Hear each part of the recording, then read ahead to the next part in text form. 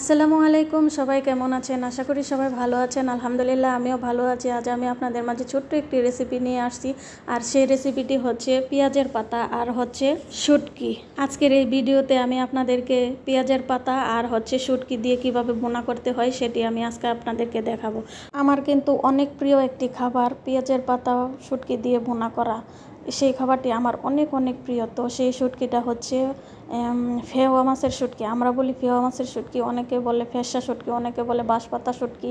তো আমি এই শুটকিটাকে আমাদের দেশে ফেওয়া শুটকি বলা হয়। সেই শুটকি দিয়ে পেঁয়াজের পাতা বোনা করলে অনেক স্বাদ হয়, অনেক মজা হয়। তো অনেক দিন ধরে আমার মনে চাইছিল যে পেঁয়াজ পাতা বোনা খাবো। তো আমি আজকে বাজার থেকে পেঁয়াজ পাতা নিয়ে আসলাম। খুবই প্রিয় একটি খাবার। তো পেঁয়াজ পাতা বোনা করার জন্য প্রথমে আমি পেঁয়াজের পাতাগুলো কুচি করে নিয়েছিলাম। তারপর তার মধ্যে 2টা আলুও দিয়েছিলাম। শুধু পেঁয়াজ পাতা ভাজি করলে ভালো লাগে না, সাথে একটা আলু দিলে ভালো হয়। তবে আমার কিন্তু অনেক প্রিয় একটি খাবার পেঁয়াজ পাতা।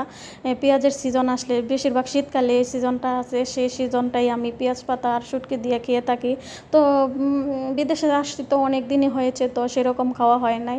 বাজারে যখন গিয়ে দেখলাম পেঁয়াজ পাতা আমার সামনে পড়েছে, তখন আমি আর রেখাই দেই নাই, তারপর নিয়ে আসলাম।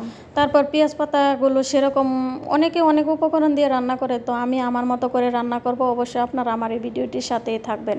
পেঁয়াজ পাতা ভুনা করার জন্য শুটকিগুলো কেটে নিয়েছিলাম। শুটকিগুলো কেটে ভালো করে ভেজে নিয়েছিলাম নাড়াচাড়া করে। তো শুটকিগুলো বেশি হালকা করেই ভাজতে হবে, বেশি ভেজে ফেললে আবার তিতা তিতা হয়ে যাবে, সেরকম ভালো লাগবে না। তো শুটকিগুলো হালকা করে ভাজতে হবে, হালকা করে ভেজে নিতে হবে। ভেজে নিয়ে কড়াইয়ের মধ্যেই গরম পানি দিয়ে হালকা একটু কাঁচা পানি দিয়ে দিতে হবে, ঠান্ডা পানি দিয়ে একটু নাড়াচাড়া করে চুলায় রেখে দিতে হবে। তারপর অনেকক্ষণ ভালোভাবে 3-4টা ধোয়া দিতে হবে যাতে ময়লাগুলো পড়ে যায়।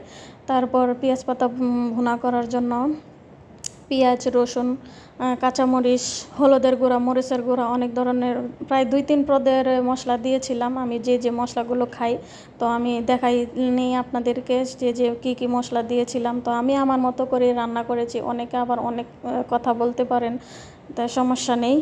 আপনারা যে যাই বলেন না কেন, পেঁয়াজ পাতা কিন্তু আমার কাছে খুবই ভালো লাগে, খুবই মজার একটি খাবার।